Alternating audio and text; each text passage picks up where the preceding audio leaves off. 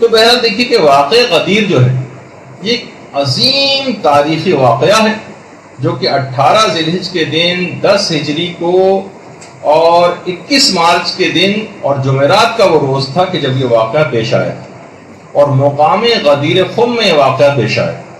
مقام غدیر خم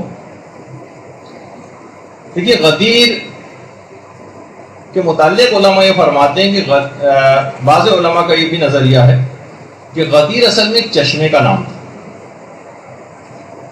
اور اب معلوم نہیں کچھ عرصے پہلے تک یعنی یہاں پر ایک پانی کا چشمہ سا جمع ہو جاتا ہے, چشمہ سا نکلتا بھی ہے اور مختلف علاقوں سے یا بارش وغیرہ کا پانی اس کے اندر آ کر جمع ہو جاتا ہے.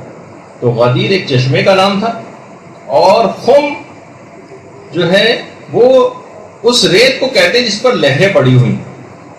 خم وہ ریت جو کہ لہروں والی ریت ہوتی اور اسی کے کنارے کی چشمہ واقع تھا. اچھا غدیر کے لغوی معنی بھی ایسے گڑھے کے جس میں بارش اور سیلاب وغیرہ کا پانی ایک مدت تک جمع رہے. باقاعدہ علامہ زمخشری نے بھی اس بات کو لکھا ہے اور ایک اور بات بھی کہی ہے کہ اس زمانے میں غدیر ایک رنگریز کا نام تھا. تو مختلف قسم کے سلسلے میں بات نہیں. بہرحال جو مقام غدیر ہے یہ مکے سے تقریباً 200 کلومیٹر دور ہے. 200 کلومیٹر. اور جو میقات احرام ہے, جو احرام پہننے کا ایک میقات ہے, جو لوگ یہاں سے جدہ جاتے ہیں ان کو جوفہ جانا پڑتا. یہ غدیر خم جہاں آپ کو گول دائرے کے اندر جو جگہ مینشن ہو رہی ہے اس کے اندر, اس کے برابر میں آپ ایک جگہ دیکھ رہے ہیں جو جس میں لکھا ہوا ہے جوفہ. یہاں پر جدہ جانے والے یہاں پر جا کر احرام باندھتے ہیں اور یہ جوفہ میدان غدیر سے تقریباً 2 میل کے فاصلے پر. اچھا جوفہ کے معنی اصل میں کوچ کرنے کے معنوں میں. ایک زمانے میں جب سیلاب یہاں پر آیا تھا تو یہاں سیلاب کی وجہ سے اس علاقے کے لوگوں کو کوچ کر کے کہیں اور جانا پڑ گیا تھا, اس وجہ سے اس کا نام جوفہ پڑ گیا. اور یہ جو واقعہ غدیر یہاں پر پیش آیا تھا, اس واقعے کی یادگار میں ایک مسجد بھی یہاں پر بنائی گئی تھی کہ جو کہ مسجد غدیر کے نام سے تھی. اچھا اس کے بعد پھر اس مسجد کو خلافت ثانیہ کے دور میں منہدم کر دیا گیا, ختم کر دیا گیا تھا اس مسجد کی یادگار کو. لیکن بعد میں امیر المومنین کی خلافت کے زمانے میں اس مسجد غدیر کو دوبارہ تعمیر کیا گیا تھا. اور اس کے بعد حاکم شام کا جب اپنا دور آیا تو اس نے 200 افراد کو بھیج کر اس پیغمبر اسلام کی اس یادگار کو شہید کروا دیا اور یہ مسجد جو ہے وہ پھر زمین بوس ہو گئی. اور آج سے تقریباً 100 سال پہلے تک مسجد غدیر کے مقام پر قائم تھی, موجود تھی, اور لوگوں نے اس کو پھر دوبارہ سے تعمیر کر لیا تھا. مگر وہابیوں کے دوبارہ سے وہاں قابض ہونے کے نتیجے میں اور ان کی تمام کو آثار کو مٹانے کے عقیدے, نظریے اور دشمنی اہل بیت کی وجہ سے اس مسجد کو پھر منہدم کر دیا گیا اور وہاں اس مسجد کے اب کوئی آثار باقی نہیں. اور آج کل بھی اگر کوئی حاجی حضرات وہاں پر جاتے بھی ہیں تو میدان غدیر اور اس طرف جانا وہ ایک ممنوع زیارت ہے, وہاں کسی کو جانے کی قانوناً اجازت نہیں. اچھا ایک بات اس میں اور بتا دی جائے کہ اعلان غدیر کوئی ایک عام حکم نہیں تھا.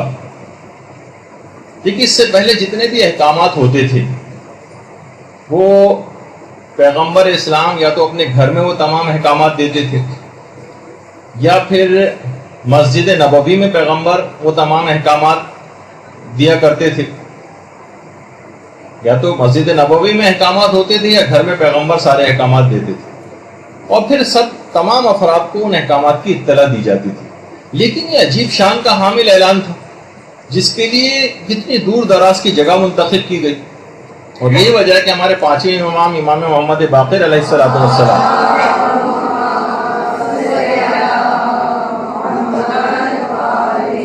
فرماتے کہ غدیر کے دن کی معنی کسی حکم کا بھی اعلان نہیں ہوا جیسا کہ غدیر کے دن کا اعلان ہوا, اور کہا کہ اے رسول اگر تم نے اس حکم کو نہیں پہنچایا تو گویا کوئی کار رسالت ہی انجام نہیں دیا. آج تک کبھی کسی حکم کے متعلق پیغمبر کو یہ بات نہیں کہی گئی. کسی حکم کو پہنچانے میں پیغمبر اتنے متفکر نہیں ہوئے, اتنے پریشان نہیں ہوئے جتنا اس حکم کے پہنچانے میں پریشان تھے, کیونکہ پیغمبر اسلام اس بات کو جانتے تھے کہ اگر اس بات کو لوگوں نے قبول نہیں کیا تو امت کے لیے ہلاکت ابدی مقرر ہو جائے گی, جنت میں ان کا داخلہ ناممکن ہو جائے گا.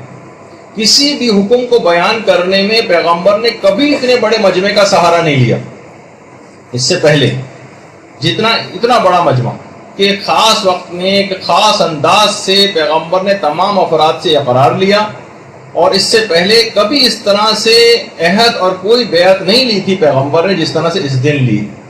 کسی حکم کے بعد یہ نہیں آیا کہ آج ہم نے دین کو مکمل کر دیا ہے، آج اپنی نعمت کو تمام کر دیا، سوائے اس دن۔ یہی وجہ ہے کہ امیر المومنین بھی اور شہزادی فاطمہ الزہرا سلام اللہ علیہا